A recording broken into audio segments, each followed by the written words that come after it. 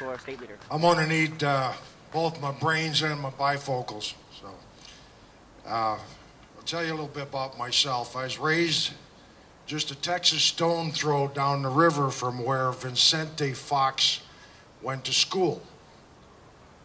Vicente attended a rather exclusive boys' boarding school on the Wisconsin River, not far from the state capital of Madison, where the University of Madison is located.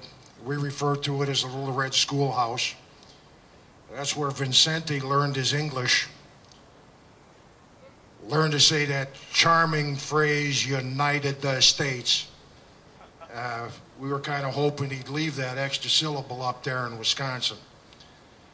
I used to be politically correct, but fortunately I've been over the years able to get rid of that affliction. I now tend to be more legally correct. And I'm just the old guy who lives down the block. I volunteer with the Red Cross. I'm a vice commandant of the Marine Corps League in the Hill Country.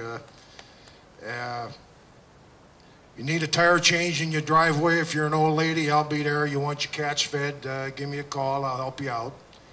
Like so many of our volunteers in Texas, we're just regular folk trying to get the job done.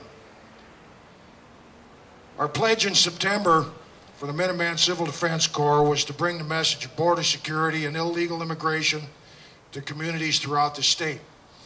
We've been to Midland, Odessa, down to El Paso for a couple days with some folks you know, CBS Channel 11 out of Houston.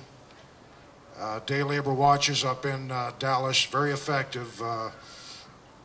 They're doing a wonderful job up there. They've practically got the day labor site in Garland, Texas, community supported, covered under the warehouse budget for the city, of course. Cost the city $300,000, used to have 200 people a day showing up, but now they're down to less than a dozen. Rather unhappy dozen, but they're doing a wonderful job down there. We've been in the Hill Country, Fredericksburg, Kerrville, and it's fitting that we close out the month's activities here in Houston. Not only is your community suffering from the impact of hundreds of illegal aliens, but you opened your hearts and your community to survivors of Rita and Katrina, some of the effects you're still feeling today. Your police department suffered a recent tragedy, not something that happens only here in Houston, that's happening around the country as well. Now, from my travels around the state, in October, folks in Texas get it. Our membership since August has increased almost 5% in Texas. Our membership nationally is up 300% in the last year. In addition, more than 1 in 10 members of the Minutemen Civil Defense Corps nationally is a Texas resident. I just had the opportunity to visit El Paso and deliver $12,000 worth of gear, night vision, thermal cameras and so forth to help our volunteers on the border with what they're doing, keep more effective, more safe. And that's a result of the $5 and $10 contributions that we receive from supporters throughout the state.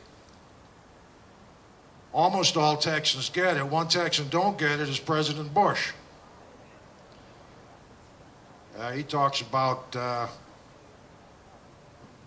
comprehensive program.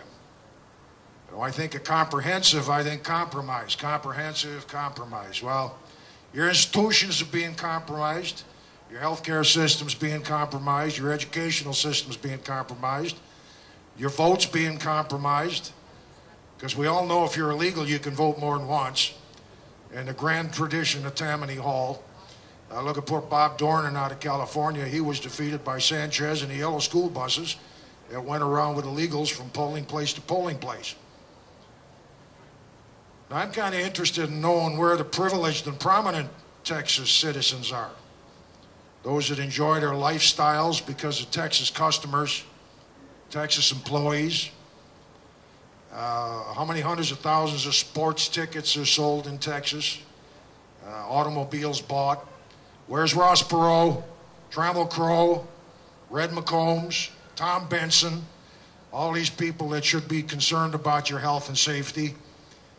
Were they wimps? Or do they just not get it?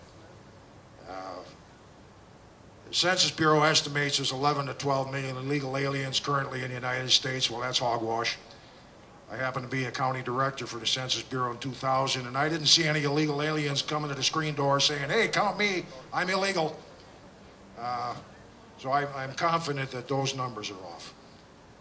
Rick Santorum's making remarkable progress in Pennsylvania.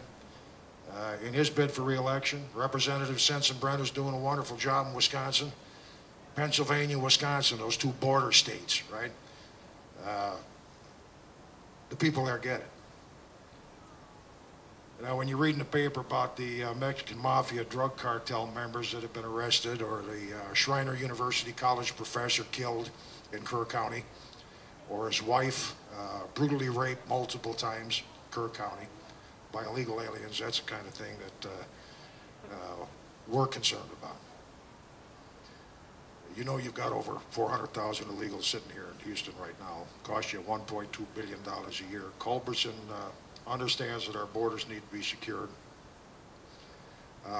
Cornyn almost understands it. Hutchinson doesn't understand it at all. President Bush, he don't get it. Since 9/11, the feds have only been able to arrest and incarcerate 2% of those people that have extended their visa stays illegally. So I don't have much confidence in them when it comes to border enforcement. Employers and landlords still flaunt the law.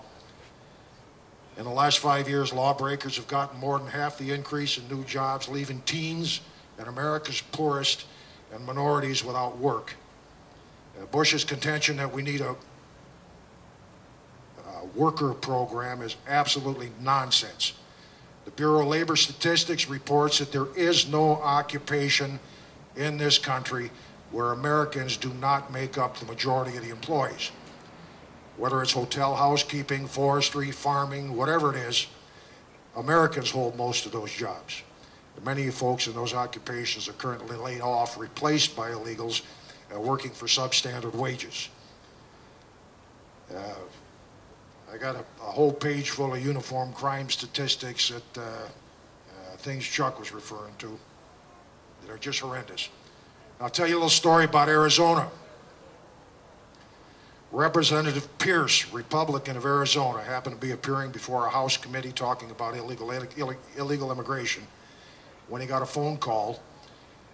Phone call was his wife telling him that his son, a Phoenix police officer, was just shot by an illegal alien. Representative Pierce's son has since recovered, but it did cause Representative Pierce to ramp up his feelings just a notch, as you can imagine.